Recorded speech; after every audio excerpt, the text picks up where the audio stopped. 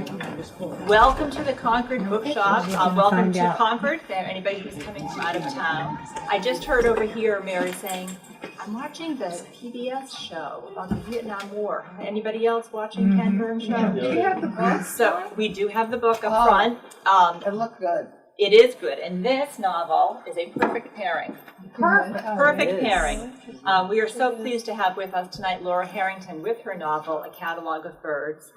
1970, upstate New York, Geneva, New York. Billy Flynn has returned from Vietnam. He's a gravely wounded veteran. The only soldier left alive when his helicopter went down. He suffers from broken bones, severe burns, nerve damage, hearing loss, survivor's guilt, and anger.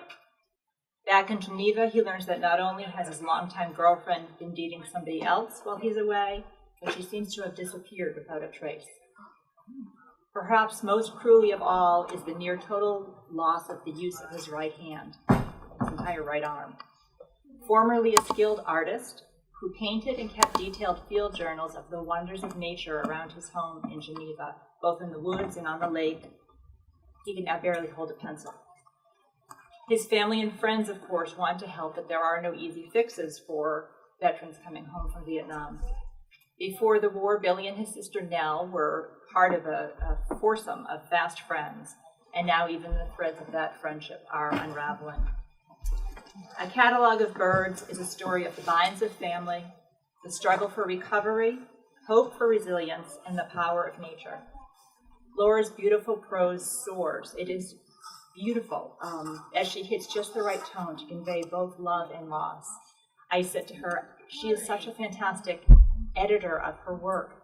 There is not a word that doesn't belong in this novel. It's very rich. A review in the Washington Post agrees. It says that it is impossible to put down, saying, Harrington asks us to fly from despair to grace, from loss to faith. Only then can we return to our original innocence, remember the many beauties of this painful, joyful, and mysterious world. Laura Harrington is a playwright and author of the novel Alice Bliss. She teaches playwriting at MIT, where she was awarded the Leviton Prize. She has been the guest artist at Tufts, Harvard, Wellesley College, the University of Iowa, and UMass Lowell. Tonight she'll speak to us a bit about what led her to write this novel, perhaps something of the current climate, read an excerpt or two, and then take your questions before breaking to sign books. It is my great pleasure to ask you to help me welcome Laura Harrington.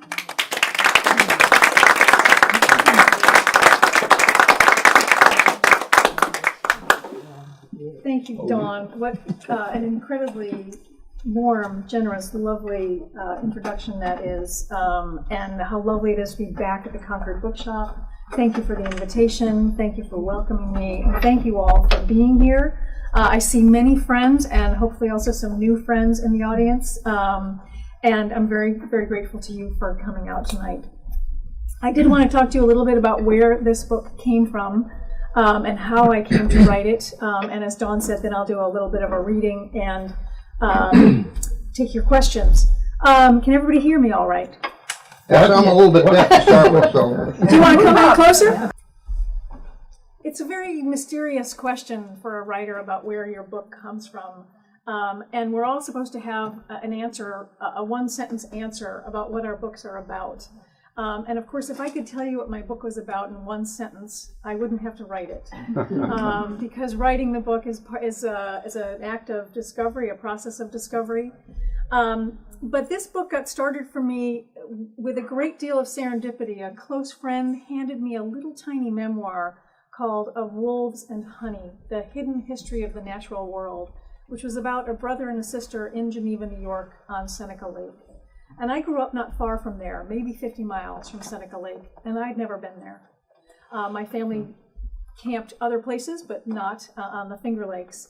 And I was struck by the wealth of history in that part of the country. And then, of course, I realized there's that wealth of history all over this nation and all over the world. And it made me feel very strongly, though, that if we could just brush aside, a mere few inches of earth, that there are many, many stories and so much to learn just beneath the surface. And that's what got me thinking about, could I set a peace in that part of the world. So that gave me my setting.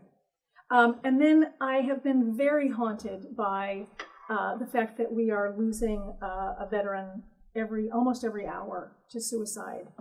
And I've been very haunted by the fact that so much of what is happening to our service people and so much of what is happening in the world in terms of the conflicts or wars that we're involved in remains pretty invisible to us.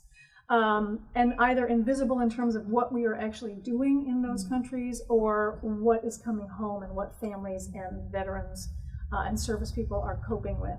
And I wanted to try to illuminate that. And sometimes it's difficult to go right on the nose to something like that.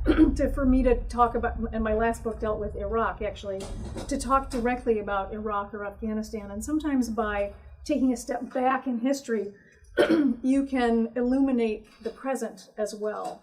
And one of the things I found in watching Ken Burns' documentary is how it feels like it's happening now. Even some of the same phrases are the same phrases that we're using. And the first person who is quoted in Burns' documentary is the writer Karl Marlantes.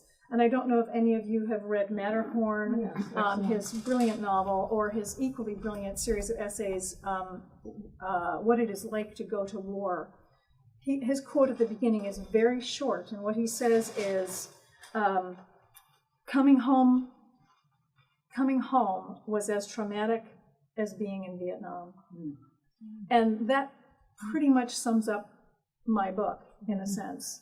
But you can't just write about difficult, sad things without finding a way to entice your readers and bring your readers into an interesting story and to help them fall in love with your characters. So I knew instantly that Billy Flynn was going to be a helicopter pilot, and then I realized that I wanted him to be very, very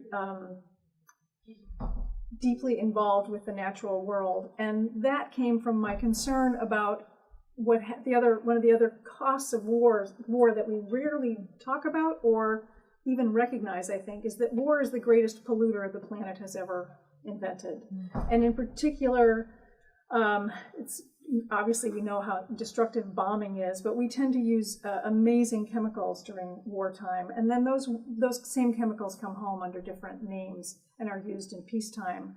And the book is set shortly after Rachel Carson was writing A Silent Spring. So that's deeply a part of the piece because so many soldiers in Vietnam were terribly impacted by chemicals, and there are still people in Vietnam who are terribly impacted by the chemicals that we used there. But in creating the character of Billy Flynn, I was creating a character who wanted to fly more than anything in the world and was really madly in love with birds. And he's a bird artist.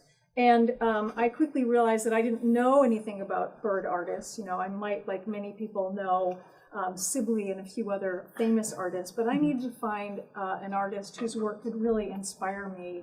And I found the work of an artist named Matt Adrian. I'll just show you one of his paintings of a great heron.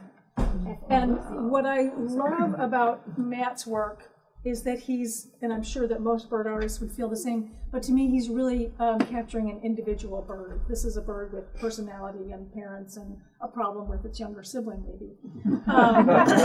And Matt also captions his work, which I thought was so interesting. And for me as a writer to come across an artist who is also using words to help enhance our experience of his artwork, this one is called A Sudden Point of Convergence. A Sudden Point of Convergence. Here we go. Let me get a little closer to you guys. 7 points. What was his last name? Adrian. Adrian. We can see, we just can't hear. What did you say? Southern? A Sudden Point of Convergence. Sudden point of conversion. Yep. Some of his titles are very funny. And then there's this other amazing book which inspired me. It's called America's Other Audubon.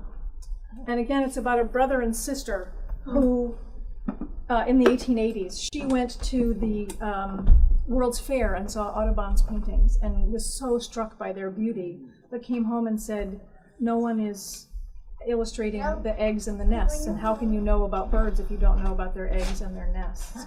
So this is one of the most beautiful books I've ever seen, and again, it helped bring me into the natural world the way naturalists find themselves in the natural world. They're kind of the beauty of this work and also the beauty of their writing. And the family set out, or she set out to create this set of a folio and died before she could complete it. And then her family worked to complete it for her and were bankrupted in the process because it was so expensive to create, and they didn't get enough subscriptions. And then 10 years ago, an historian in Ohio found one of the remaining folios and brought it back to us in this beautiful book with the story of the young woman who did this artwork and her mother who completed it. So again, another inspiration about a family, about the natural world, its power to heal, and its fragile importance in our world that's often impacted, always impacted, by war and what happens in war. So I'm going to read to you for just a moment. Or two. Can you all hear me all right? Yeah. Okay.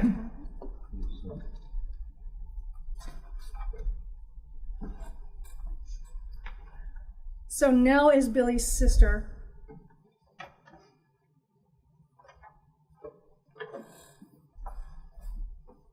And Billy's home at this point in the book.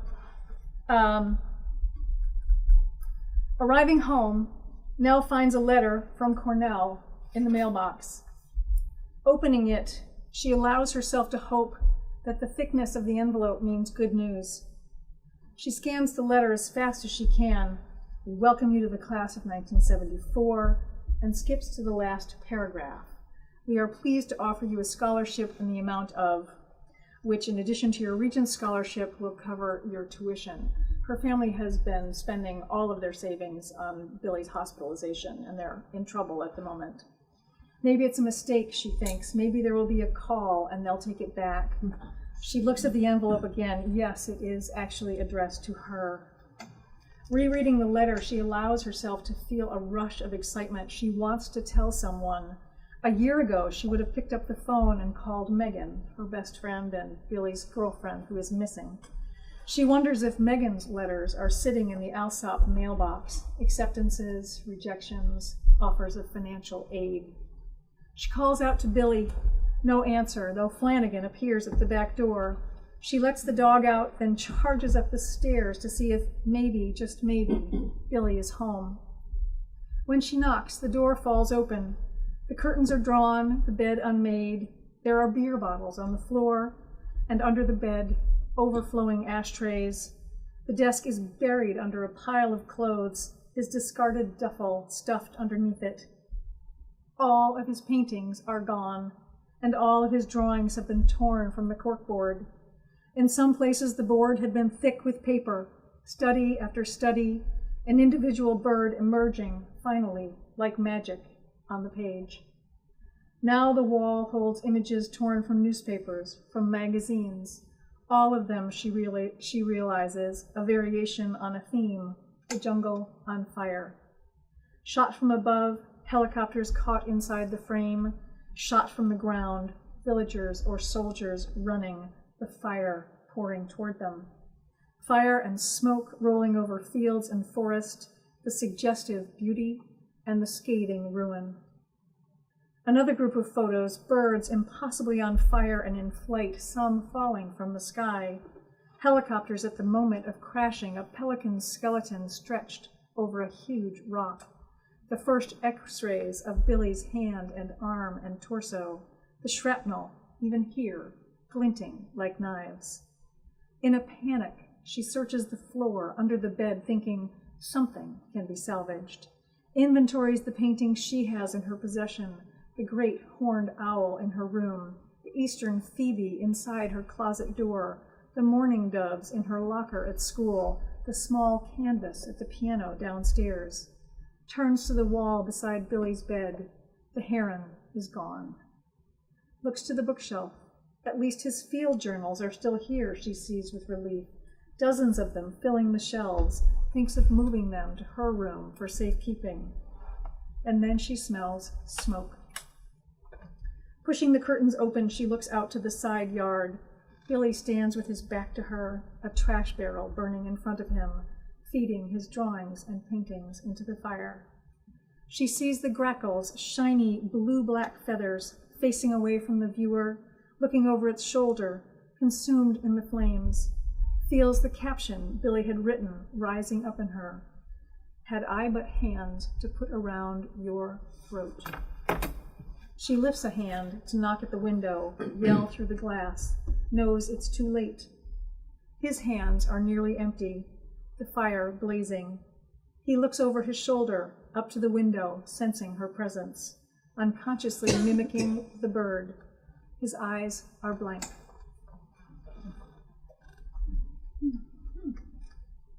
And then I want you to meet his mom. His name is Marion.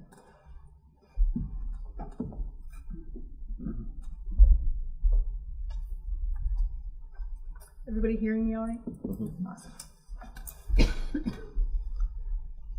Upstairs, Marion walks in on Billy, shaving in the bathroom, standing at the sink in those awful army green boxer shorts. She hasn't seen him this undressed in years. Jesus Christ, Billy, you're skinnier than Nell. She sees the wreck of his flesh from jaw to hand, the bright trickle of blood at the corner of his lip. He slams the door in her face. She knocks. Go away, Mom. On the other side of the door, Billy leans against the sink, looking down into the floating bits of hair and shaving cream, the blood dripping from his face. He can hear the pulse inside his head, the unending buzz and ringing in his ears. His heartbeat is out of control. He looks at the razor in his hand, the swirl of blood in the bowl, walks out the door, leaving the grime in the sink, drops the bloody towel on the floor. In his bedroom, he pulls on jeans and a t-shirt and heads for the stairs, shouting, Marion, where are you? Get in the kitchen, woman. I want food. Marion scrambles eggs and toasts thick slices of bread. She pulls out the homemade strawberry jam she's been saving, warms his plate in the oven. Billy sits at the table, makes a show of eating, too much, too fast, talking through a mouthful of eggs. She doesn't scold him. Instead, she sits across from him, steals a piece of his toast, slathers it with jam. Billy pushes his plate away. The eggs and toast dissolve into dust in his mouth. He lights a cigarette, tips his chair back on two legs, raises an eyebrow at her, waiting for the lecture. No smoking at the table, stop ruining my chairs. That doesn't come.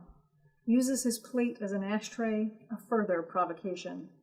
He sips his coffee, waits. You've developed some nice manners, she says. Silence. What am I going to do with you, she asks. Kick me out on my ass. That's not what families are for.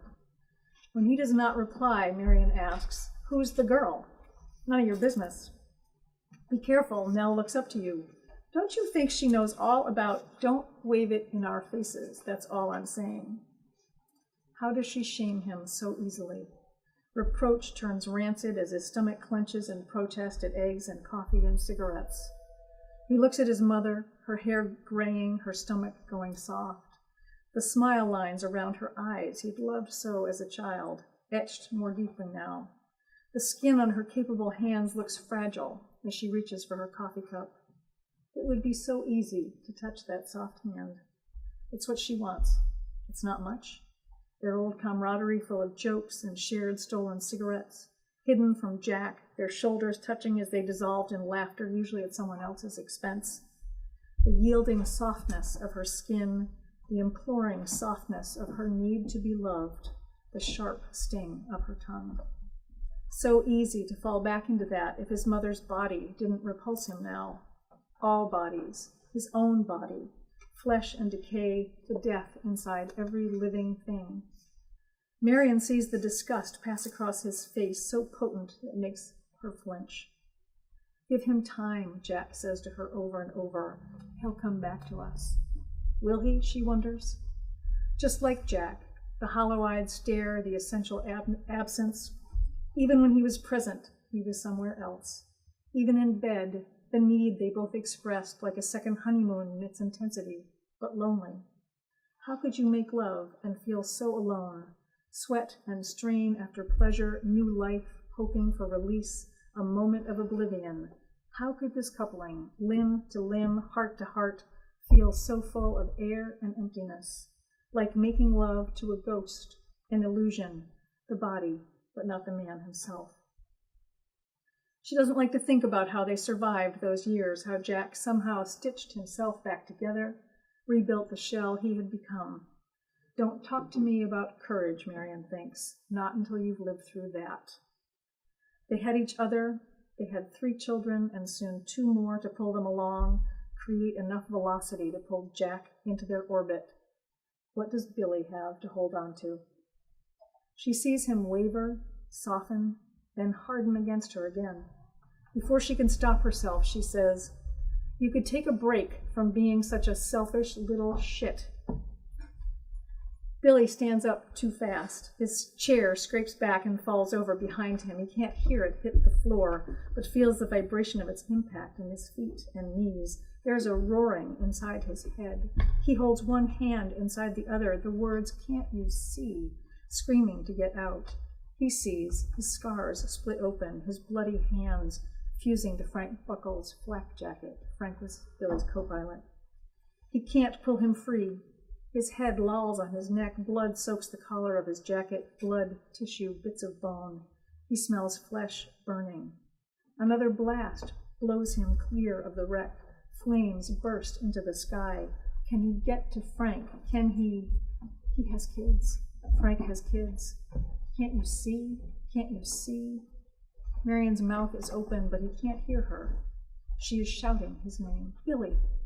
He slams out the back door. He wants to beat his hands against the side of the house, the sharp corners of the porch railing. Billy!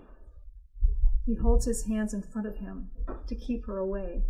She keeps coming toward him, puts her arms around him, tries to cover the flame of his rage, holds him. It's okay. It's okay. Her touch scalds him. He wishes it would rain. He wishes it would snow. Thank you.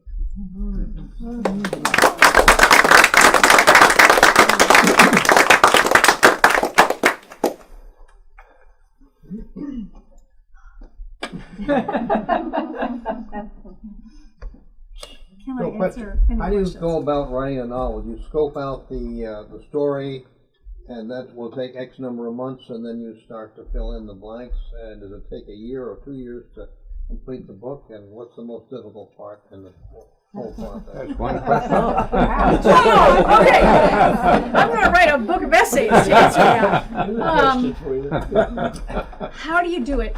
You know, it's different every time.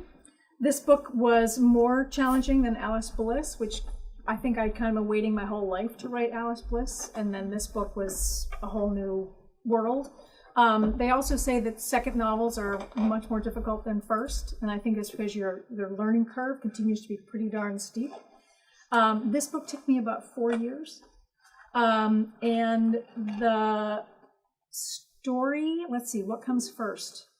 I have to see the shape of the book before I can start to write. So I have place, I have characters, I have a sense of where we're going.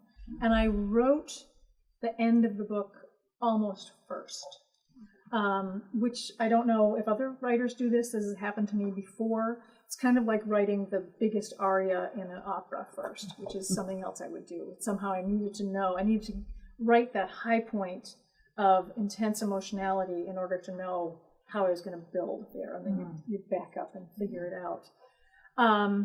What's the hardest part? Sometimes the hardest part is keeping faith and carrying on, because you sometimes don't, there's a long time you don't know if it's going to work. So keeping the faith and continuing to work even when it feels like it's going to take a long time can be difficult. My understanding is that writing a fiction book, the publisher has to see the entire book, while nonfiction is different. They'll take a proposal, right? Yeah. Right. You know, I think once you have a track record, they will you'll have a 2-book or a 3-book deal, or they'll look at the first 100 pages and say yes or no, or begin to weigh in on that.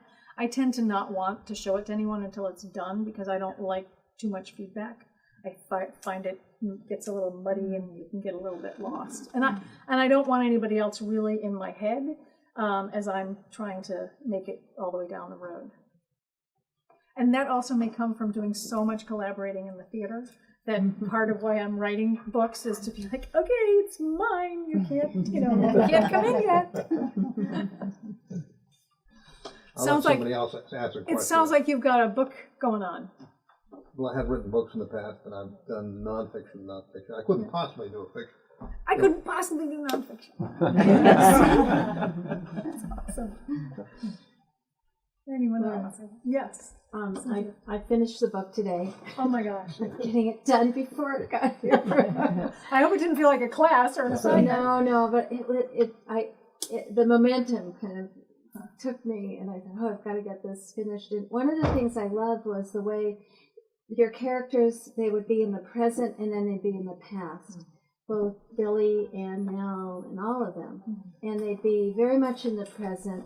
And I'm just finding in my life I do that a lot. I'm in the present and then it'll remind me of something in the past. But this was particularly touching because the parts of his past were so difficult, the war time, and then going back even further to the innocence of their childhood was, so you had this movement, and I kept thinking you've written music for opera, right? And I just kept feeling like there was this feeling of motion and action, and it was really quite enjoyable, and it was tough and enjoyable read. It's wonderful, thank you. Very moving. I just had a composer write to me to say he felt like it was that the writing was like music. Yeah. But that's a very nice compliment from a person who writes music. So that meant a lot to me. Thank you, Cynthia. I'm good. It's good to know. I know it's a tough subject, but that it's a lot of love in this book. A lot of love in this book. Yes.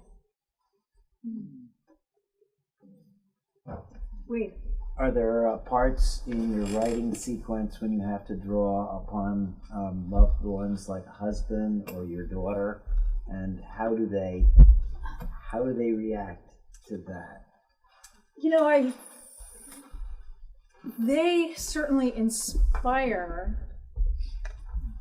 me and have taught me so much about love, but I kind of draw a line in the sand about their privacy. And I feel as though, I write compassionate, good men. And that's largely because of my father and my husband and some other wonderful men I've had the pleasure to know in my life. But it isn't my husband or my father. There's something about, for me, so other people might feel differently, if I get too close to some, inspiration for me is great from someone I know, but if I get too close, I can feel like I put a straitjacket on my imagination. And just Great need point. to bust open into, this has to be an imaginary character with his own or her own life that needs to have full free reign to be. And Let it rip. yeah, kind of. Yeah. And that's sort of the fun of it too, Versus being a playwright, which you obviously are, and award-winning. Do you find that the need to get everybody on the same page in being a playwright can sometimes threaten that sense of independence which you have always shown?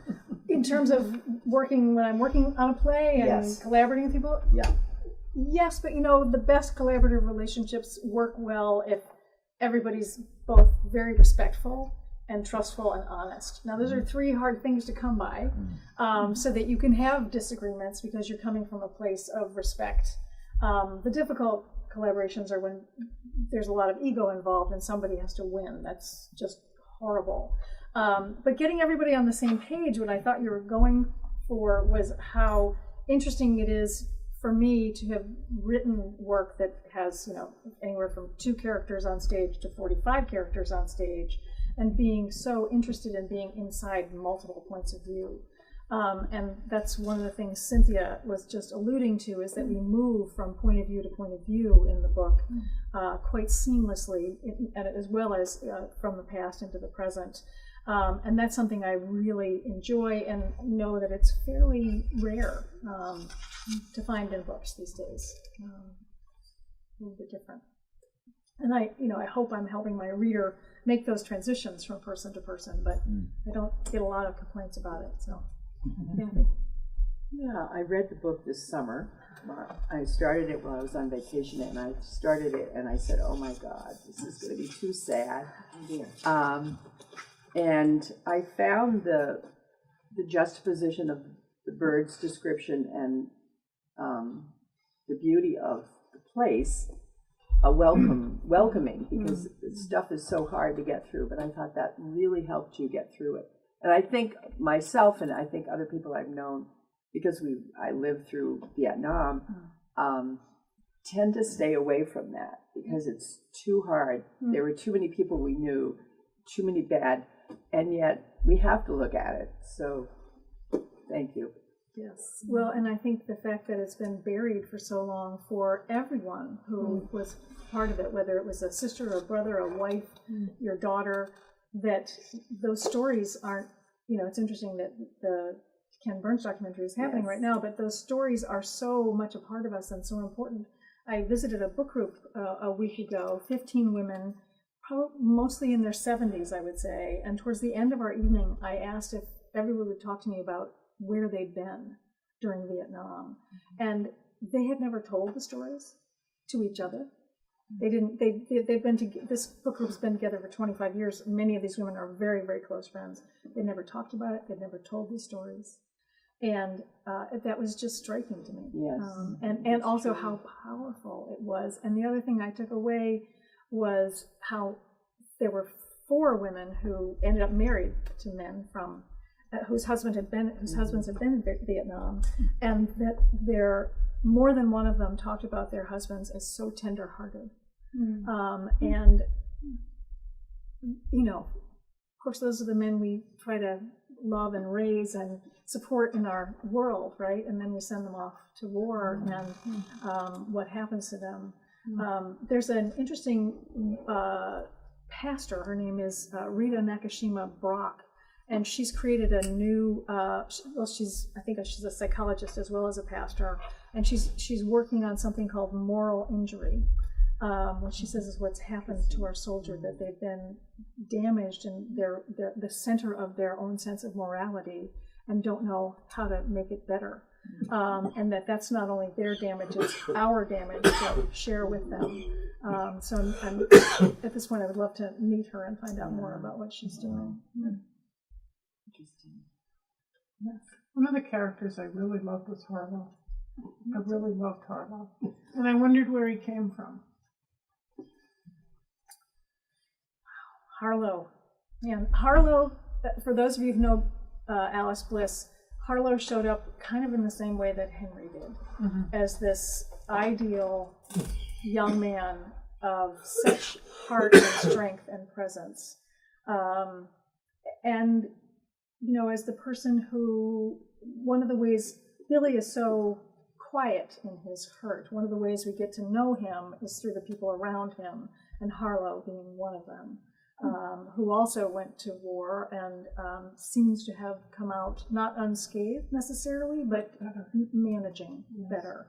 And so that's always an interesting question of what allows someone the resilience to survive things and what destroys someone else. I thought he was an interesting counterpoint to Billy for a variety of reasons, but he was a great character. Yeah, I fell in love with Harlow. Yes.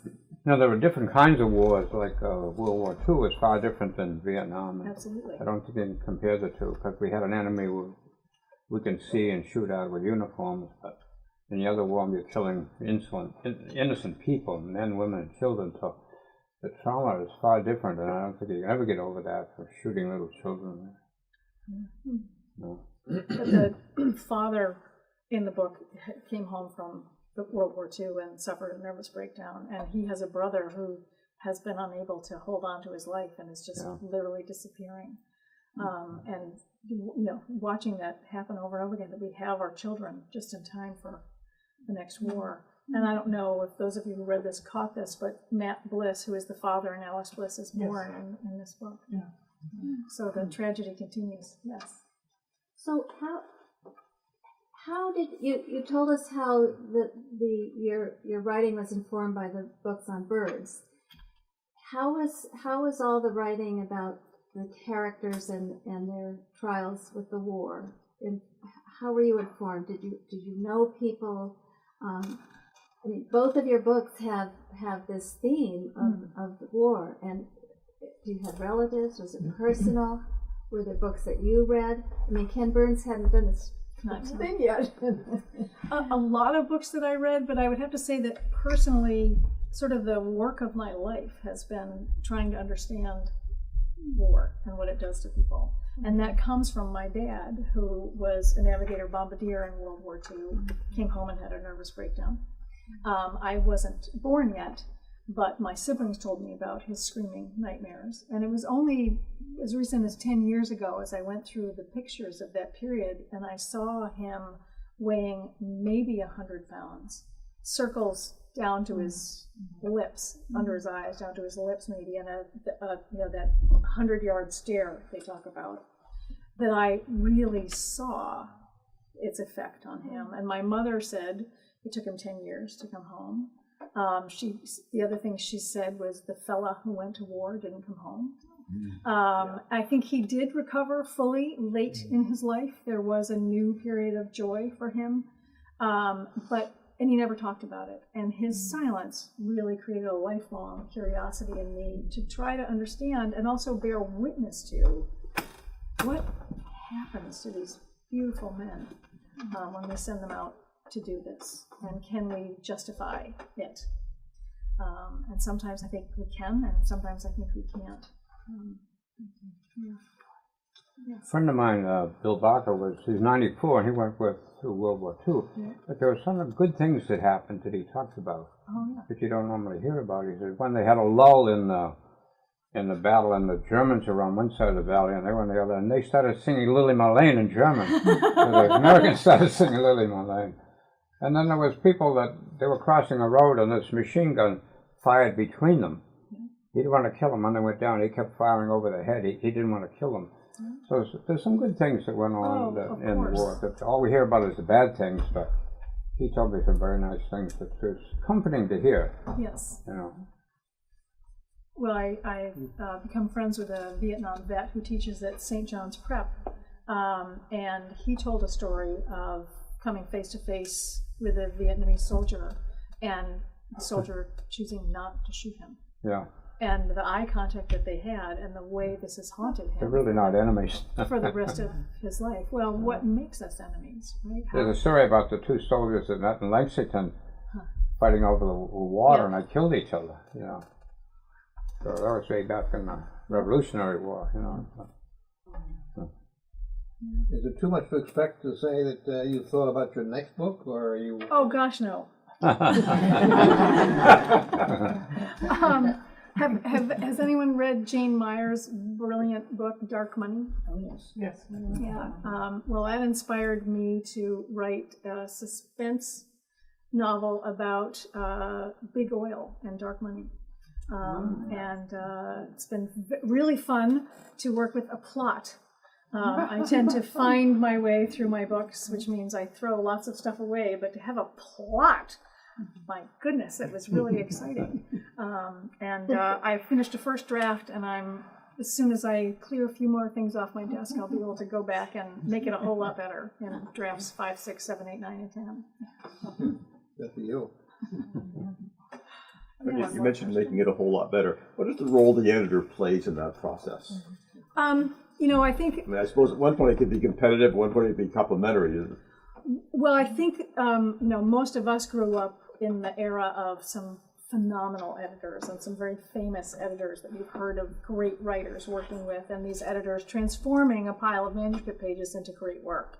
The publishing industry has changed a lot since then, editors are very busy doing lots of other things, and a lot of editing occurs before a book ever gets to an editor.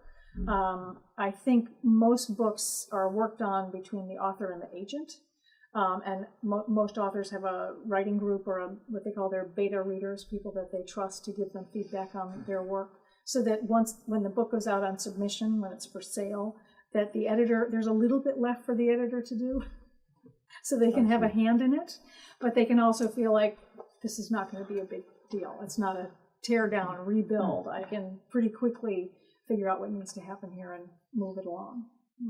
So I have a dream of having a relationship with an editor like that, but that editor is sitting behind you, and his name is David Rosen. Yeah, there's one was Yes. a military family support group that meets in Concord here. Oh. So, Thank you for being here. I got to visit your book club. yes, you Years did. ago. That was You were wonderful. great. Thank you. I wish we could have paid you more. Thank you all for being here, and I'd be happy to sign a book or two if you are going to grab one of those. And Dawn, thank you again. Was there anything you wanted to say? No, I wanted to thank everyone else. You're doing a great job with that. And you didn't mention you did mention, but didn't read Nell's part. The sibling relationship is also really wonderful in here because are there 5 years between Billy and Nell? Two, I Just think. 2? All right. Maybe 3. But he's the older brother and always looking out for her as they're growing up. And then, of course, when he comes home, she needs to help him the best she can. Could I ask a question? How many people here are authors?